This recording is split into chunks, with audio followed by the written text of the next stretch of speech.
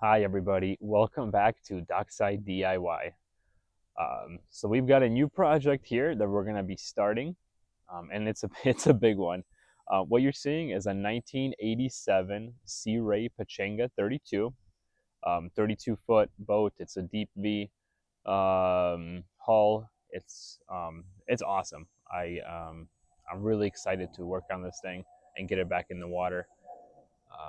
I'm really used to Lake Michigan boats. That's kind of what I spend my time on mostly, and that's been my experience is with these larger cabin cruiser type boats.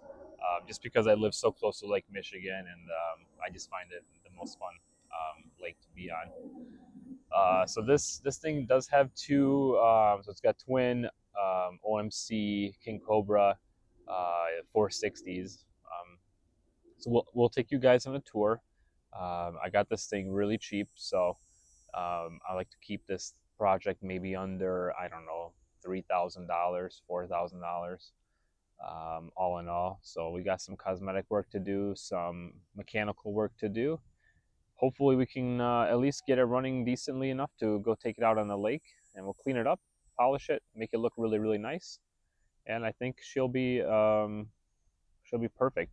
Now this boat, I don't plan on selling this. I really like it. I'm going to be keeping this one. My goal is to have two boats, um, personally, and then kind of work through boats here for the channel, for content, and ones that I kind of fix up, use a little bit, and then sell. So the Pachanga here is something that I will be holding on to personally. It has some special meaning to me. It's a really, really awesome boat, and I think with the family, it can be a really comfortable boat, where we can spend some time on it. So let's get on with the tour. Okay, so here she is from the front, or the bow, as they would say. Really a sweet looking boat.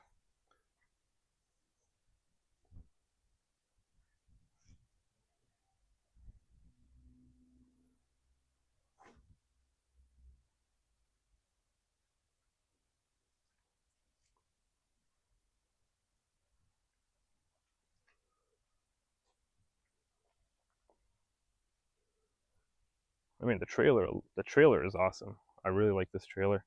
Tri-axle Vantage aluminum trailer. I mean, but look at that sleek design, that deep V. Really an awesome looking boat. All right, so just a little bit of history here on this boat. So this is a 1987.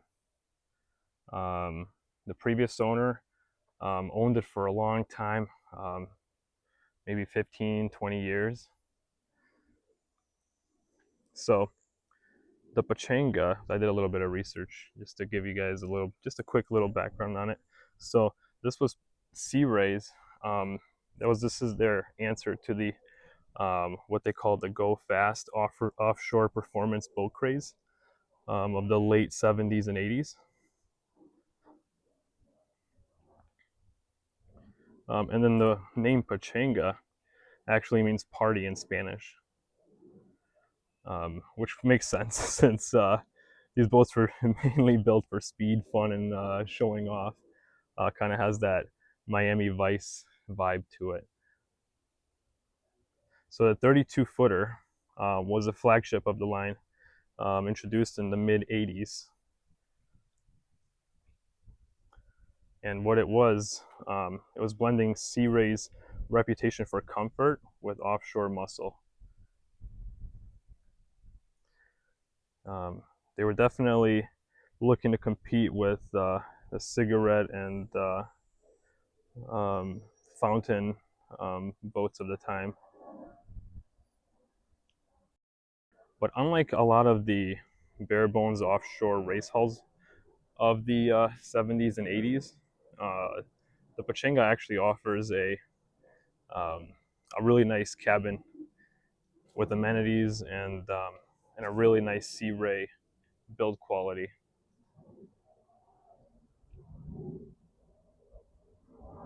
So the powertrain on this one, and I just from doing a little bit of research and joining the Facebook groups of the Pachanga.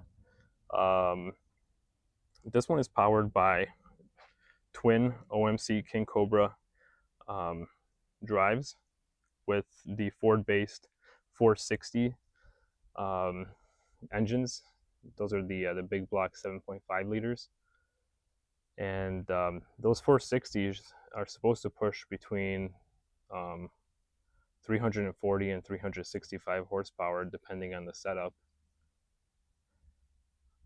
The King Cobra, so the King Cobra drives were considered heavy duty for the era, and according to some research here, they could take more torque than the Mercruiser Alphas. Now, I don't know if this is true or not, but in the late 80s, the Pachanga 32 could run mid 60s stock, which would be very impressive for a boat this large and this heavy. I believe it's, um, I guess I'm not really sure what the weight is, but I would say somewhere between 7,500 pounds to 10,000 pounds with the interior and everything that it's got included in these heavy big blocks, and the fiberglass hull, none of which is super light in the slightest. So let's take a look inside. Okay, so here's the interior. I'm standing on the sun deck, I believe that's what they call it. So the pieces that you see that would be here, I took these cushions off and I put them inside, because I had this thing sitting outside for a little bit, for a couple months now.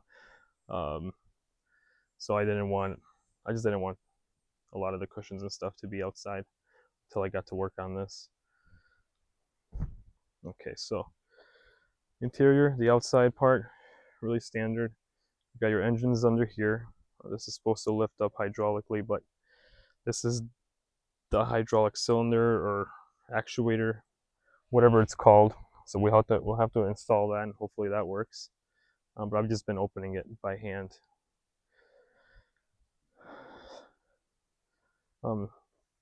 So everything seems still pliable. There's no real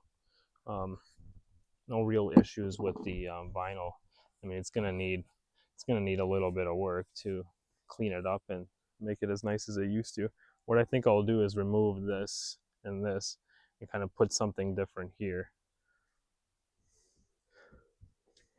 Seats are awesome. A lot of bolstering, and this folds down, and then you can stand. Let's see if I can get this one.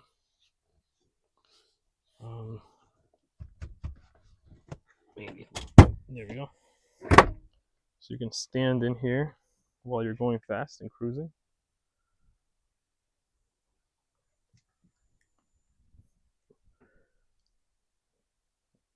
A lot of awesome gauges.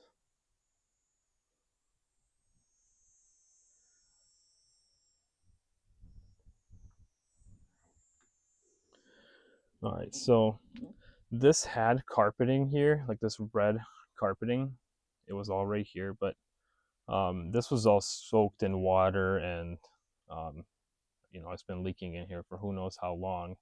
So I actually removed. That was one of the first things that I just removed this and got rid of it because mold and stuff was starting to happen underneath, and there was no saving it. So I took that out, and that's just the state I left it in. So if we look in here, the interior is actually not that bad. I have all these cushions and stuff, but like I said, I took all that inside because I don't want. I want to try to salvage as much as I possibly can, keep this as original as I possibly can. So this one's actually got the sink, the fridge. There's a head in here. This is access to the gauges. So that all seems to work. Well, I haven't really tried anything, but Um, it does have climate controls, so I don't know if, what works and what doesn't, but um, it does. It's supposed to have air conditioning. I believe the compressor or the whole AC system is underneath this. Let's see if, yeah. So that's what that looks like. And then got a nice V berth here. So, I mean, this is an awesome, really roomy interior. I don't know if this is an offshore rated boat, probably. Um, you could definitely spend a couple days on this thing. You can sleep here, you kind of hang out right here. Um, kind of get, you get the picture. Put your snacks and your beer in there and relax. So, this is a really iconic boat. Um, I think a lot of people love these boats. They, now they're getting pretty old. This is a 1987, so it's going on, what is that, 30 years? No, 40 years. Jeez. Um, so, time flies, and unfortunately, a lot of these boats have been left to sit and haven't been used, and issues happen where there's water leaking in, stuff like that, and it's our job to get these boats back in the water. The last thing I want to see is a boat like this, be chopped up and scrapped. But I understand some boats are just too far gone. But this one is a terrific example. Um, I think of what some elbow grease and a little bit of time, we can get this thing back on the water. So the first thing I'm going to focus on probably is seeing if I can get those two engines running, and then we will clean this thing up. So we got engines first, probably the water leakage issues second, and then we will do cosmetic stuff, new carpeting here or something. I think I'm going to do sea decking or sea deck, whatever they call it, out there.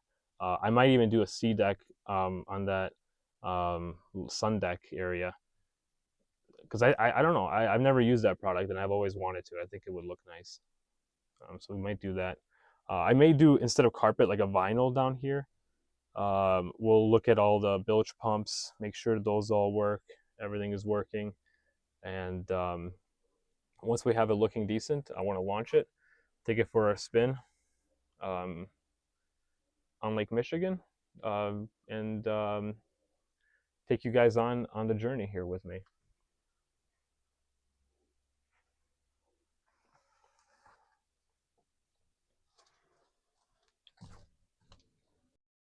Some shots here of the engine compartment, the engine bay. You can see these two big blocks. Great looking engines. I love this paint color. I'm not sure what it's called, but um, you see in the manifolds and the those valve covers, this like purple, dark purple, maybe it's like a midnight kind of purple color is just so, I really love it. I think it'll look really cool, cleaned up. Um, but this engine compartment's huge. I mean, you can step in here and get some work done. I can only imagine how much fuel this thing uses.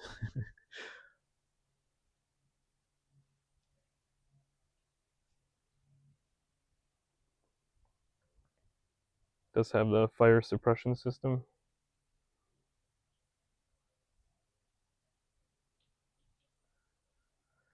This is kind of all flaky. I think I'll remove all this foam and maybe put something else down instead.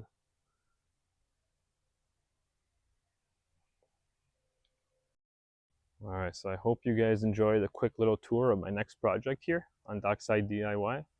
I really want to show you guys how cool it looks here from the front. This deep V, it's beautiful. Look at that. Just gonna slice through the water.